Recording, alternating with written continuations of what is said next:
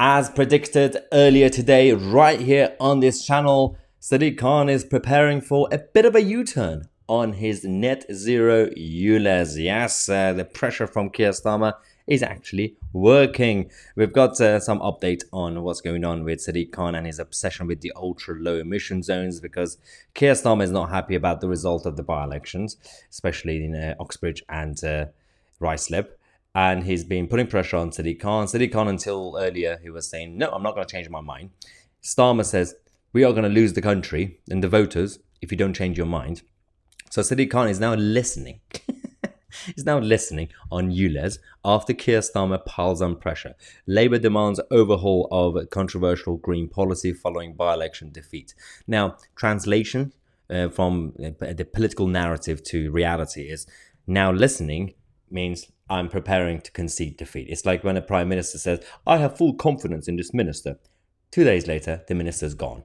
So he's going to basically concede defeat to an extent. So I'm not going to be that optimistic to say he's going to scrap all of ULEZ. Something's going to change, and especially with this court case. Alan Miller, one of the top campaigners against ULEZ, said Sadiq Khan to rethink ULEZ. Make no mistake that this is due to all of you that stood up and challenged this together. The Mayor of London said he's now in constructive listening mode, whatever that means, in softening of his position on the policy. Listen clearly. Scrap ULEZ now. Keep up the pressure, everyone. I agree with Alan Miller on this statement. Again, these people are not going to suddenly become anti-net zero.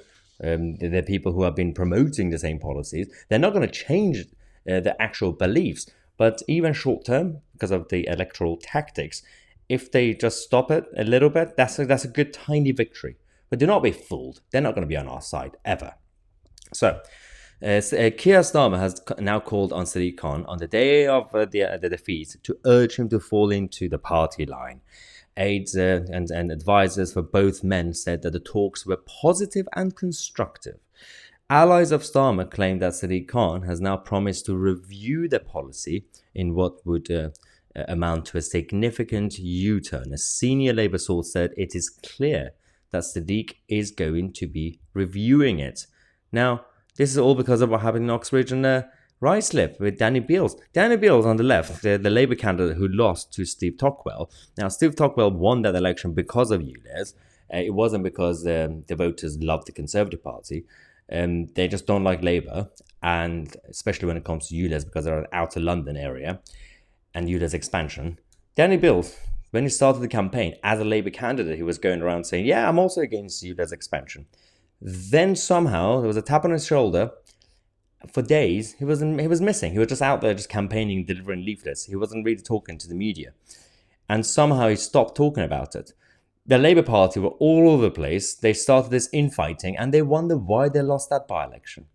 Idiots. So, the Labour Party has been divided over its green agenda, according to the Times, for months. And that's all because of all the range of different policies, unpopular, expensive, green crap policies that could cost the election, right? Now, for example, you've got the Keir Starmer's pledge to end all of North Sea gas and oil licenses. He's going to ban it. You've got people telling Ed Miliband that this is the moment the Labour Party should ditch the green crap. But obviously, Ed Miliband is the prince of net zero. He's not going to change his mind unless Keir Starmer sacks him. But if he actually gets rid of Ed Miliband, there's going to be another infighting. So it's a lose-lose situation for Keir Starmer. Now, this is again all thanks to every single one of you who has been out there campaigning, even online, against these control freaks who want to take over our lives, the protesters who went outside the BBC's broadcasting house, and all of them who've been around central London, in Oxfordshire, in Birmingham, across the country, who've been consistently protesting and raising their voice and expressing their opinions, is actually slowly working. We are winning small battles, and that's a good start. But of course, the establishments that we currently have are not on our side. Let me know what you think in the comment section. I'm Mahyar Tousi, and we are the media.